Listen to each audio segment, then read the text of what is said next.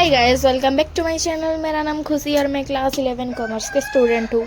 तो आज मैं शेयर करने वाली हूँ मेरी विंटर्स स्टडी ब्लॉग। मेरा रूटीन में कैसे विंटर में पढ़ाई कर रही हूँ। तो सबसे पहले मैंने बनाई टू डू लिस्ट और उसके बाद मैंने बैठ गई माइक्रो इकोनॉमिक्स की थ्योरी ऑफ सप्लाई चैप्टर ख़त्म करने के लिए, क्योंकि ये मेरा यूटी 4 में आने वाली थी। इसीलिए मैं उसको फास्ट नोट में, मेरी हैंडमेड नोट में मैंने रिवाइज़ की, जो मैंने अच्छे से क्लियर लेक्चर देखने के बाद मेरी वर्ड में, मेरी लैंग्वेज में मैं बनाई, जो मुझे काफ़ी अच्छा लगता है ऐसे मेरी नोट बनाने में। और सबसे पहले उसको मैंने ख़त्म की।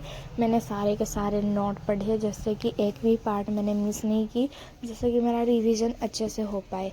उसके बाद मैंने नोट पढ़ने के बाद थोड़ा रेस्ट ली, पानी पी, क्योंकि विंटर में ज़्यादा पानी पीना चाहिए। इसके बाद मैंने फिर से बैठ गई नोट रिवाइज़ करने, क्योंकि ये बहुत बड़ा चैप्टर है, डिमांड, थ्योरी ऑफ डिमांड वाला चैप्टर। उसके अपोजिट है सप्लाई वाला चैप्टर। मैंने कुछ क्वेश्चन भी प्रैक्टिस किए और फार्मूला जो होते हैं वो भी प्रैक्टिस किए। और उसके बाद मैंने पढ़ाई की कुछ, उसको फिर से मैंने 5-10 मिनट छोड़ के फिर से बैठ गई रिवाइज़ करने। इसके बाद मैंने खोली स्टैटिस्टिक इकोनॉमिक्स।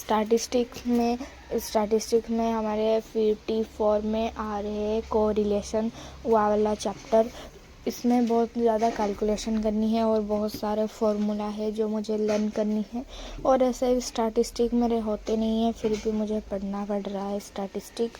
और सबसे पहले मैं उसके सारे के सारे फार्मूले लिखे और उसके बाद मैंने नेक्स्ट पेपर से लेक्चर देखे।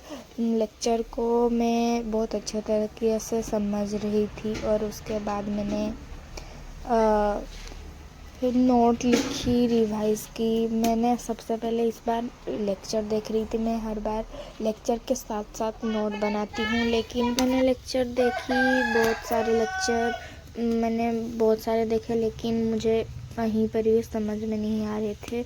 और ये स्कूल में हमारे पढ़ चुके थे, जो मैंने स्कूल नहीं गया था, मेरा तबीयत ख़राब था, इसलिए मैंने स्कूल नहीं गई थी। और ये हमारे स्कूल में ख़त्म कर दिए हैं, इसलिए मैंने बहुत सारे लेक्चर देखे। उसके बाद मुझे ये पसंद आया लेक्चर देखने। और उसके बाद मैंने लेक्चर देखी। पहले समझ में नहीं आ रहा था, उसके बाद थोड़ा समझ में आ गया है मुझे। फिर मैंने वो वाली शॉर्टकट रिवाइज़ मैंने की। और एक बुक में, माइंड में, मैं जो बुक, रेफरेंस बुक यूज़ करती हूँ, उसके साइड में एक थे माइंड मैप, उसको मैंने अच्छे से देखा। फिर मुझे बहुत मुश्किल से समझ में आई कि हाँ, ऐसे फॉर्मूले ऐसे यूज़ होते हैं, ऐसे आंसर कैलकुलेट होते हैं, ये अगर होता तो ऐसे होते हैं। बहुत रीज़न बेस्ड क्वेश्चन है ये सब। तो अभी लगभग 12 बज गए हैं और मैं पढ़ाई करके थक गई हूँ। अभी मैं थोड़ा लंच करके स्किन केयर करने वाली हूँ। उसके बाद मैंने मेरा फिजिकल एजुकेशन पढ़ूँगी, क्योंकि अभी विंटर चल रही है। बहुत ठंड भी लग रही है, क्योंकि मैं हूँ उड़ीसा में, और उड़ीसा में भी लगभग है -3 डिग्री। तो बहुत ठंड लग रही है, इसीलिए मैंने धूप में बैठ के पढ़ने की सोची हूँ। देखते हैं क्या होता है आगे।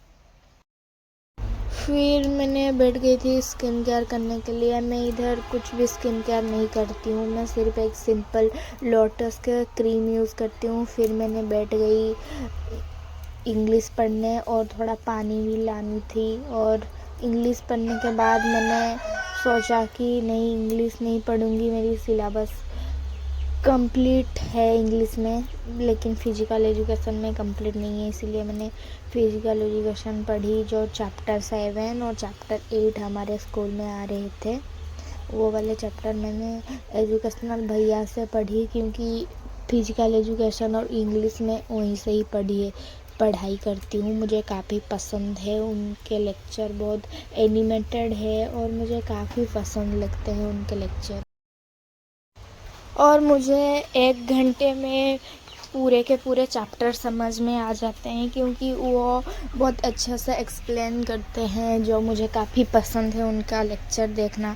और सारे के सारे एनिमेटेड है और नोट भी टेलीग्राम चैनल में मुझे मिल जाती है, तो इसीलिए मैंने प्रीफर करती हूँ एजुकेशनल भैया के दूसरे चैनल में, जहाँ फिजिकल एजुकेशन बहुत अच्छे से पढ़ाई करते हैं। और उसके बाद मैंने नोट रिवाइज़ की। नोट लिखने के बाद fundamentals of एटॉमी and physiology in sport, वो वाला चैप्टर 7 है, और वो वाला को मैंने अच्छे से पढ़ाई।